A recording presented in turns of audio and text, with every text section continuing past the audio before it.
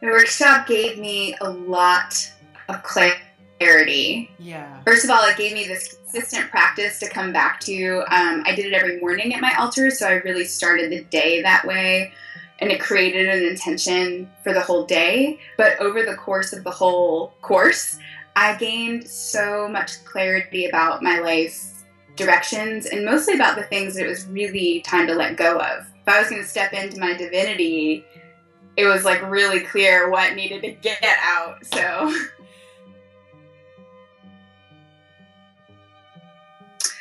well, the first thing was the power of the breath and the way you guided us into the breath at the beginning. It just really helped me relax on a somatic level so that I could receive the truth of my divinity so much faster.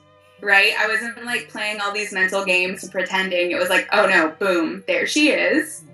And I had such a clear image of who she was. I think I mentioned this before, but it was like I was this woman on a horse with this incredible shawl over my head and these piercing blue eyes. And I have blue eyes, but these were like glowing. And I was like, yeah, that's me, you know? So it just really, like, it was clarity about life direction, but the experience was like this remembering of me as this divine being and you know, over the course of each day and then each week, like really merging that. And it really even affected the ways I like chose to adorn myself and dress every morning and walk. And I was like, I'm the woman on the horse. So during the first cycle, I had just entered into this inquiry around leaving the path of becoming a licensed psychotherapist and deciding to really follow the call of spirit, which was actually to grow beyond the field of psychotherapy and really integrate my training in that with really deep spiritual work. And I'm also a dance movement artist, so bringing the body and dance and movement and effectively creating my own body of work.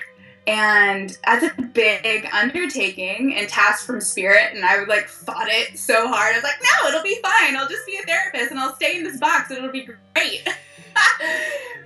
And then, you know, as synchronicity would have it, this incredible coach came along and just really held my hand. And it was in the first week I started working with her that it was the first week of your series. And as soon as the initial question around like set your intention for this series together came in, it was like, all right, Sarah, let's get really clear about the leaving, and not leaving so that like I'm staying small and shameful and not accomplishing something, but leaving so I can step into something even bigger and brighter that is not my ego. It's actually like source asking me, come on, girl, show up. I'm asking you to do this for the service of the planet. Like, come on.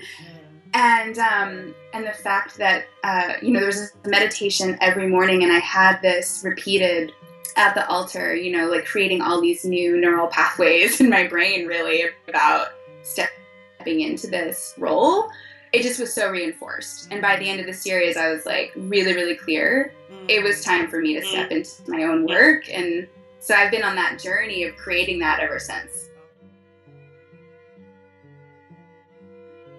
It really like helped me remember who I am at my core, which is this divine being, right? You say in the meditations, like, this is not something separate. This is you.